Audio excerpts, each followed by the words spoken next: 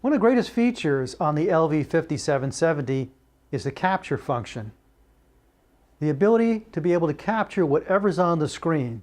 That means waveform, vector, picture, audio, and be able to either save that capture or be able to compare it to another signal coming in at the same time. So let me show you how that operates, how that works on the LV5770. All right, over here on the left-hand side, you'll see a button marked CAP, C-A-P, and that happens to be the capture button. So we'll press that button, and the capture menu appears down below. The refresh button, which happens to be F2, allows you to kind of update what you want to capture in terms of what's displayed on the screen. The F3 allows you to switch to the hold function, which shows you what's actually being held in memory and is being captured internally by the unit.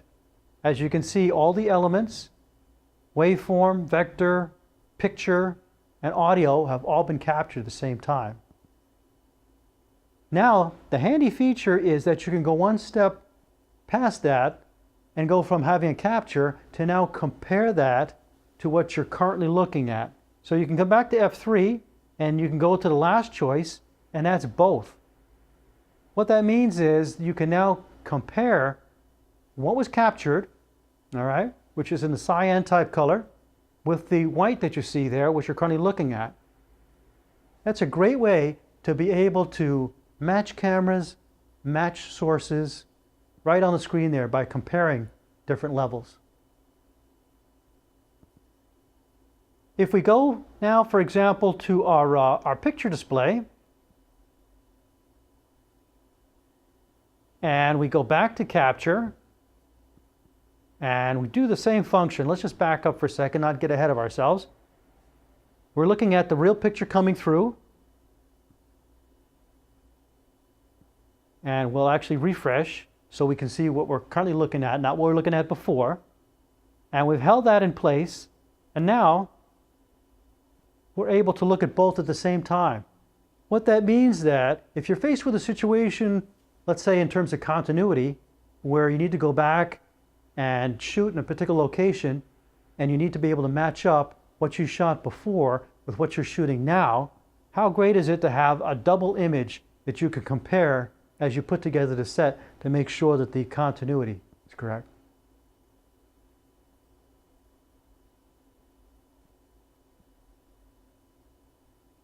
Now, when you capture a screenshot like we're looking at right here, you've got one internal memory that appears here, just one snapshot. So once you take a snapshot and take another snapshot, you're just saving one here.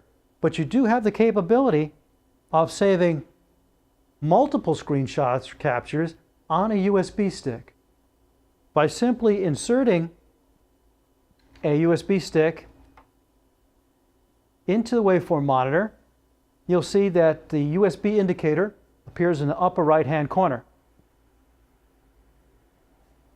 Then, when you go to do a screen capture, you're now able to store it onto the USB stick.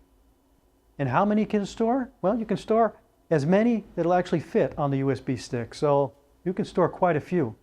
What that means is then you've got documentation from your shoot that day as to what the set looked like, maybe what the levels were, and so forth, all along with the date information that's also on there, and other pertinent information such as the format, because you're really capturing everything that's on the screen.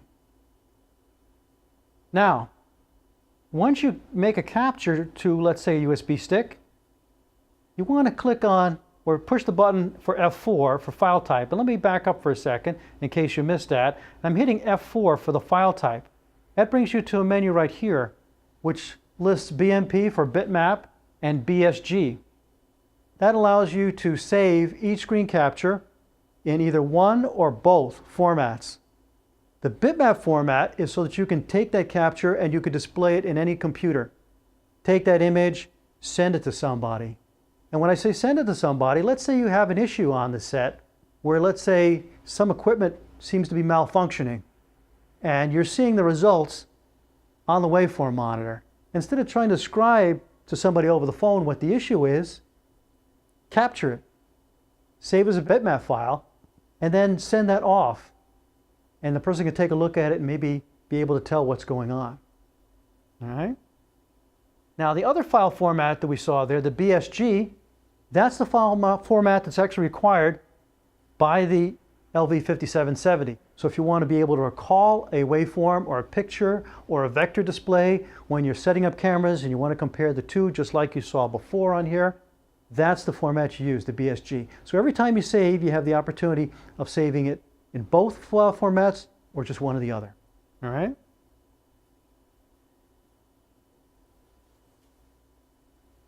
So when it comes time to actually recall that photo, in effect, you hit the recall button like we did in the menu, and it brings up the directory that it sees here on the USB stick. As you can see here, it's saved as a bitmap file in one case, and as a bitmap file and a BSG in another case. You can use the FD control to scroll down to the image that you want to take a look at.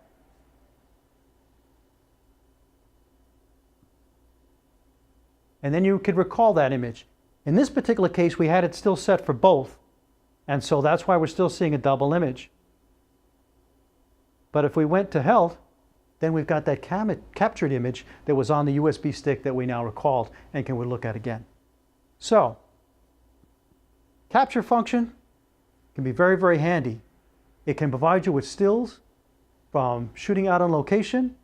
It can provide you with a source to be able to record issues and problems that you're seeing that you want to be able to document, send to someone else.